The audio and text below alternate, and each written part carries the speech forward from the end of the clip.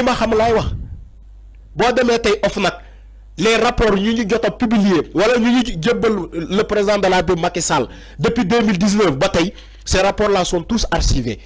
Il suffit que ñu tapé ci seen base de données ñu génne rapport li ngeen wax nii. moo tax ces ministres là n'ont pas de sens. mais enfin li ngeen wax ñu bëgg a daw génne réew mi ñu interdire leen ñu commencé di créer scandale oui on nous a retiré nos passeports diplomatiques. ndax on doit les retirer tout.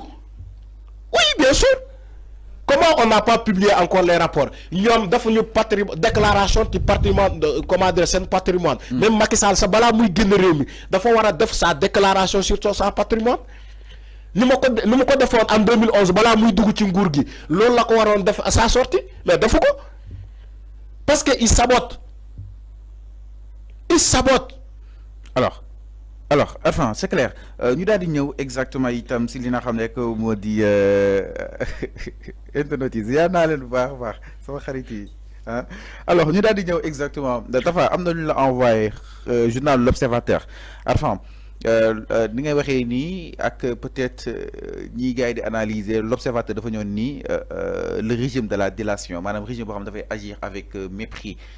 jàpp na ni nag loolu tey def na li nga xam ne que moo di tolle et que tout le monde en parle par rapport ak journal bu L'Observateur te li nga xam ni itam génnee na ko dénonciation toute azimuts le régime de la délation moom jàpp na ni régime bi dafay agir avec mépris dafa li nga xam ne que moo di xaw peut-être jéppi woon ñi nga xam ni itam ñoo fi nekkoon exactement ban analyse nga cité parce que lii tamit tey jur na li nga xam ne que moo di coow gis naa waa Pastef di ko tontu et tant d'autres il y a pas la une de L'Observateur alors dafa suñ ko mënee am exactement le régime de la délation xam nga sëñ bi man jàpp ma ni que fii nit dina agir avec mépris.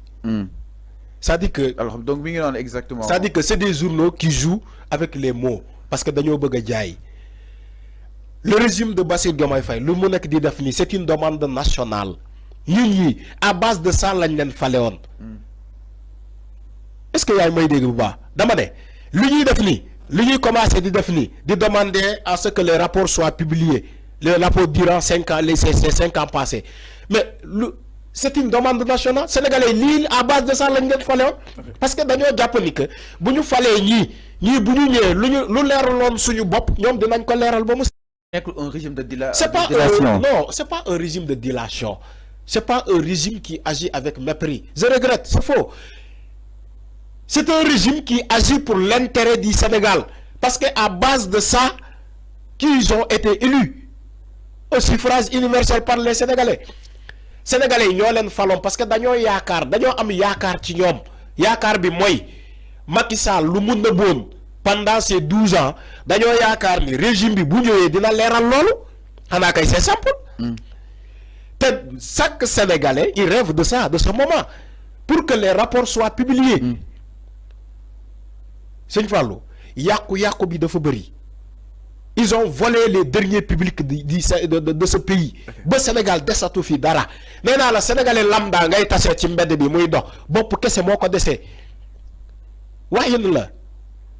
bopp kese moo ko dese parce que dañoo moocu deredam ba mu jeex takk ces ministres là ces anciens ministres de Macky Sall ces directeurs de Macky Sall ay nit yoo xamante sax amuñu sax xëy mais ñuy traîner ay milliards Farba Ngom balaa muy nekk député ban occupation ban fonction la amoon au Sénégal parce que non Farba ba mu nekkee député ça fait même pas 2 ans septembre 2012 lay am 2 ans au niveau de l'Assemblée nationale Farba ba mu nekkee député il n'a même pas fait 2 ans mais balaa muy nekk député laa wax Farba traîner avec des milliards fan la jëlee xaalis boobu ak ban fonction la amoon au Sénégal c'est ça l'interrogation quand les Sénégalais quand les gens parlent vous croyez que non parce que les gens agissent avec mépris non c'est pas de délation. Les gens agissent pour l'intérêt de ce Sénégal parce que Daniel Diaponi que Sénégal il est temps pour que ce pays-là décolle. Il est temps pour l'injustice bu ce pays-là jotoon dund mu dàkk Sénégalais dañoo dund ci injustice boo xamante ne foo ko natt wees na fa à un moment donné le Sénégalais lambda n'avait pas le droit de dire sa pensée au nom de quoi? Dans une démocratie c'est ça la démocratie ba Sénégalais sa ñu tënk leen ci benn côté benn pukus tëj leen fa ku yëngu rek ñu dóor yóbbu la kaso te tout ça c'est les ministres là ci côté bële ñoom ñu ngi tirer suñu xaalis di ko yóbbu di ko déporter. Et alors, si on a un président qui est déterminé à ce que ces rapports-là soient publiés, vous dites non, non, ce régime-là agit par mépris. Il fait de la dilation. C'est quoi la dilation?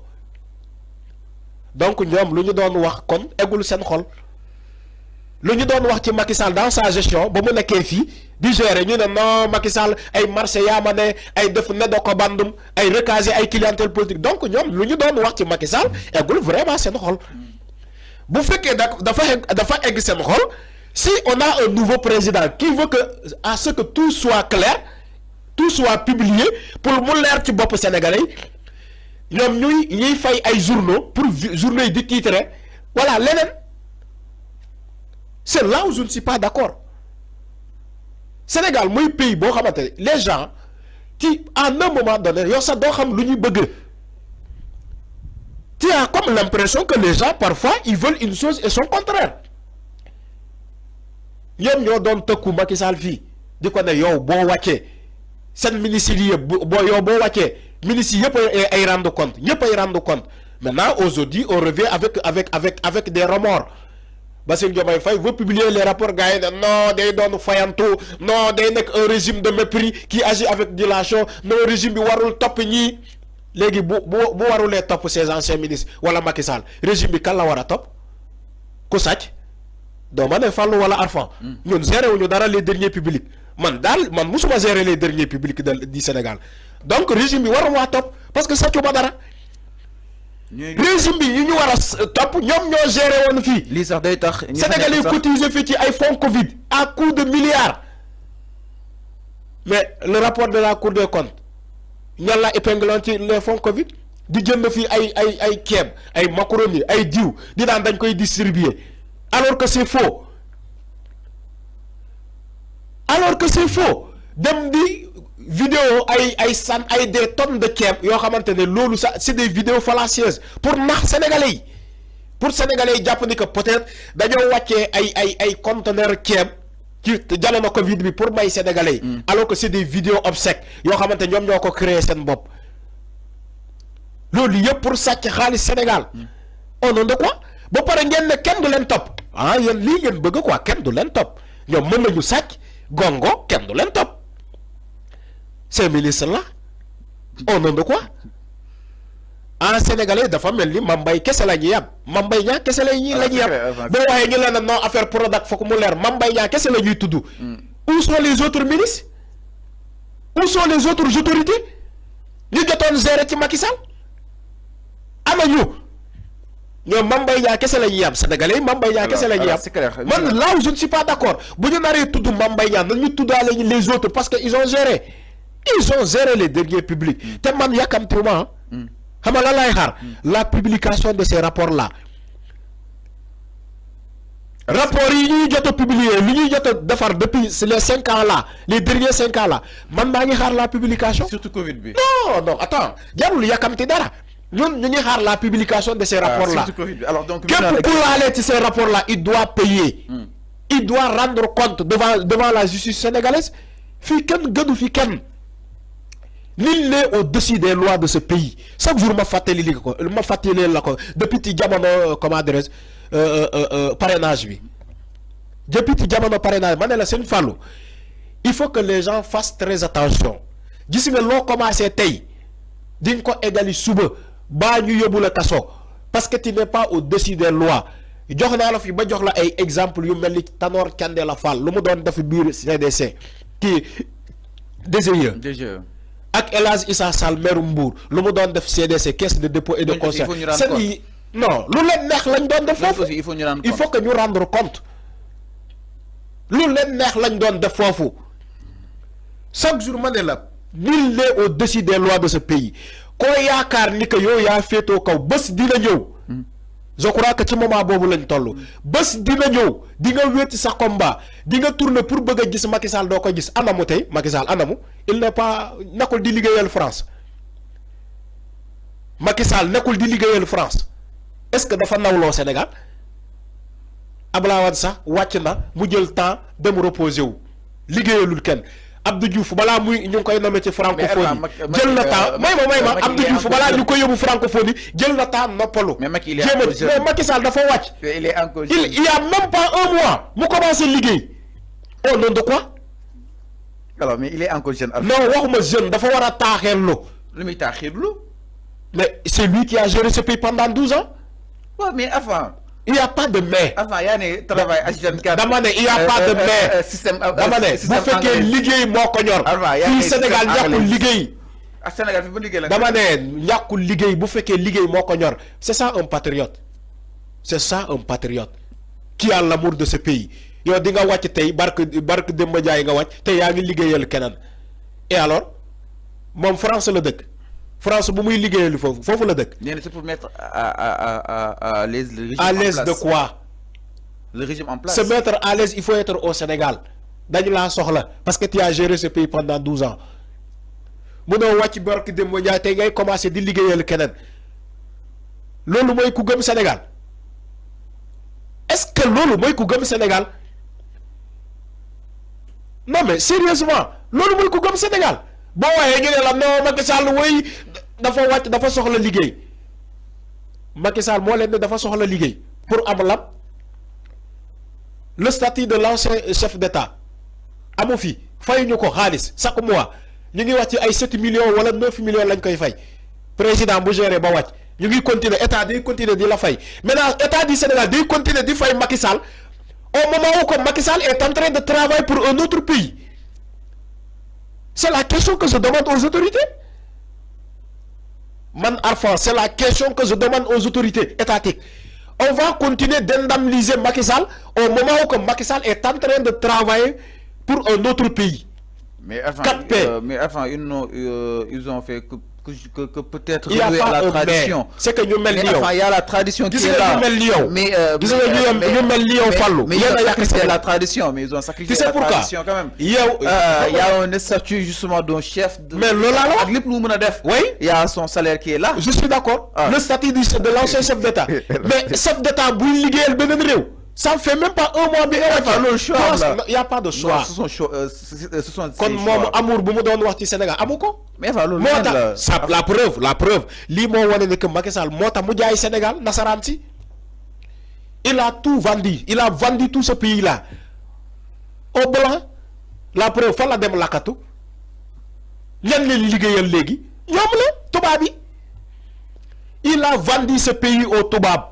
C'est pour mettre à l'aise le gouvernement. Attends, xaaral ba ñu commencé révisionner les contrats là, les contrats pétroliers et gaziers. Xaaral ba ñu commencé révisionner ces contrats là. Foofu ngeen gisee les scandales les plus élevés au sommet de l'État. Foofu ngeen xam ne ni que Macky Sall il a vendu ce pays. Il a vendu ce pays. Alors, d'après toujours l'observateur, nee na Diomaye fouille Macky. Diomaye mi ngi nekk di fouiller exactement le président Macky Sall. Enfin. Mais il n'a pas fouillé Macky Sall. Il a fouillé les gestions de quiconque. Mais pourquoi nous voulons utiliser le tour Macky Sall? Damane, observateur des titres pour Diaye. C'est un journal, c'est normal. C'est un journal qui titre pour Diaye. C'est liguey pour Diaye. C'est pas l'information qui m'intéresse. L'angle. Génn dépêche boo xamante ne nit ñi bu ñu ko gisee dinañu yàkkamte pour xam la suite ces journaux là loolu la ñuy def au Sénégal alors que normalement ñu ne la presse moo war a former askan wi à travers l'information la formation du peuple à travers l'information c'est les journalistes liggéey journalistes yi la mais les journalistes ne forment pas le peuple à base de l'information ils traitent les informations pour vendre c'est du business. C'est ça la presse sénégalaise. C'est du business. Je suis désolé de le dire. Je suis un acteur de la presse. Mais la presse sénégalaise, telle que conçue, ne fait pas de l'information. La presse fait du business. Ces titrages-là, ces journaux-là, à longueur de journée, ils font du business. Voilà. Maintenant, concernant il fouille Bassirou Diomaye Faye fouille Macky Sall, il fouille pas Macky Sall. Bassirou Diomaye Faye est en train de fouiller la gestion de quiconque. Que beaucoup de gérer les derniers publics du Sénégal, on doit te fouiller pour savoir lan nga def lan nga jot a def lan lañ la jox lan nga fi bàyyi bu fekkee signé nga fi contrat lan moo waral signature contrat boobu wala mbaa signé nga ko ci contrat signature bu leer. C'est ça nit ñi loolu la ñu santaan loolu la ñu sant le nouveau président. C'est une demande de nous le peuple ñun ñoo ko laaj loolu ñun ñoo ko sant. C'est pas lui, ça dépasse même jëmmam dafa dépasser jëmm Bassirou Diomaye Faye. C'est le peuple sénégalais qui agit derrière Bassirou Diomaye Faye boo ko xamulee ba waxu la ko. C'est le peuple sénégalais qui agit ginnaaw Bassirou Diomaye Faye. Il ne fait que appliquer. Macky Sall ba mu signé fii les décrets là au dernier moment di fal di nommer di yokk ay salaire Bassirou Diomaye Faye bu mu ñëwee lan lañ njëkk a def. Mais annuler le décret là parce que c'est le peuple qui a agi. Ne ko boo fa eggee annuler loolu parce que baaxul. Voilà, c'est clair avant ñu jàll si leneen. Mais loolu lay état loolu lay doxee. Alors c'est clair par rapport ak wàllu wu ni mel exactement donc mi ngi noonu ñu ngi daal di xaar exactement l'application des rapports yi nga xam ne itam moo daal di ñeel li nga xam ne que moo di Cour des comptes IGE ak li nga xam ne que moo di justement OFNAC. Alors enfin ñu daal di yegg si li nga xam ne que moo di Ousmane Sonko bi nga xam ne itam ni audité encore une fois li nga xam ne que moo di audit yi nag mu daal di def bruit. Alors ñu ne Ousmane Sonko dafa li nga xam ne que moo di outrepassé ses fonctions exactement. Alors enfin la question qu'on va se poser concrètement. Est-ce que Ousmane Sonko il a l'habilité d'auditer exactement ces DG parce que tamit loolu démb l'économiste Babacar Gaye bi ma invité nee na du prérogative am et tant d'autres. Gis naa benn journal sax bu tiitre nekk Ousmane Sonko am mode Colombo xam nga kuy Colombo. seetaan nga film boobu. nekk nga bu ko di lijjanti. inspecteur Colombo seetaan nga film boobu. ñu ne Ousmane Sonko gis naa benn journal ah bu tiitre loolu il agit en mode Colombo. jaadu na gis nga ñu mel ni Ousmane Sonko xam nga est-ce que yaa ngi fàttaliku bés bu ñu namee keroog bu ñu namee Ousmane Sonko premier ministre ma ne la sénégalais yi sax xamuñu lan moo leen di xaar le fait que ñu namee Ousmane Sonko premier ministre. En connaissant cet homme d'après ce qu'il a commencé à faire en Casamance dans sa mairie et dans la région de Ziguinchor. En commençant ce qu'il a commencé à poser comme jalon tout de ko le projet Burok di ñaar liggéey ba daw di ngeen liggéey ba daw mu ne leen sénégalais yéen a ngi doog a am premier ministre du leen may dara même l'administration publique Ousmane Sonko du leen may dara yéen a ngi koy doog a am loolu la ñuy commencé wax ni non nekkul coobareem nekkul moom mooy dem di inspecter. Mais concrètement Arfan xam nga Ousmane Sonko lan la bëgg. am transparence amaana bu yónnee keneen gars yi mën nañu ko jaaree fële ger ko mu ñëw jox ko la fausse information bokk na ci lu sonaloon Macky Sall il n'avait pas les vrais hommes qui doivent normalement lui donner la bonne information vrai Macky Sall amul woon ces hommes là te Macky Sall aussi d'un côté Macky Sall ci boppam moo bëggul ku koy wax dëgg bëggu ko. Il y avait de l'arrogance. Mais là, Ousmane Sonko, il ne veut pas faire cette erreur-là. Yabal fa nit bi dem gars yi ger ko wala ne ko no garaawul boo demee bul moom tamit mu ñëw jox wax Ousmane Sonko jox Ousmane Sonko information bu wérul mais bu leen fàtte aussi Ousmane Sonko c'est un inspecteur yàgg na di inspecter ay entreprises yu màgg. Mais Arfan primature ak inspecteur. dama ne il a ce temps-là. Là il gère la. bu Ousmane Sonko moo am temps bi may leen ko temps bi moom moo am temps di déplacé wu yor bi ak feuillam di inspecter il a le temps là te ñu mel ni ñoom la ñu soxla dafa doy dañoo yàgg nax les Sénégalais depuis 1960 ay borom costume cravate yooyu yi ngeen di wooyee ay homme d'état ay c'est pas des autorités ay hommes d'état ñooñu ñoo yàq Sénégal depuis 1960 on vit dans un tissu de mensonges nous les Sénégalais depuis 1960 laa la wax de ci jamono Senghor ba léegi ba ci Macky Sall on vivait dans un tissu de mensonges yooyu yëpp borom costume cravate yi ñoo ñu ko yóbbee way je suis un homme d'état voilà les secrets d'état voilà boo naree wax ñu ne wuu loolu bu ko laal loolu secret d'état la non non non non bu laal loolu secret d'état la loolu boo ko publier day nekk recel de document administratif nekkul yooyu yaa ko war voilà. ñoom noonu la pour sénégalais tiit. woy homme d'état woy recel de document de comme ça ñoom ñu moo ci deret sénégalais di sàcc seen xaalis di yóbbu mais fen bu gën a ndaw sa inventé na ko ni fii si Sénégal ay terroristes ay forces occultes pourtant ba léegi de on vit en paix au Sénégal il y a pas machallah laf-cat au Sénégal musuñu am explosion ñu ne la ba ñu ne la explosion ni bombe la wala kamikaze wala leneen ak leneen pourtant ñoom ñoo toog joxoñal sénégalais ya dina woy des forces occultes dugg nañu si fii Sénégal woy des terroristes xanaa kay terroriste fu ma nekk terroriste fu mu mës a nekk non bàyyi na fa empreinte am ba pare day réclamer lu mu def jëfam mais Sénégal boobu ba léegi ñu ngi am ay terroristes mosoo dégg fii explosion mosoo dégg fii ay leneen ak leneen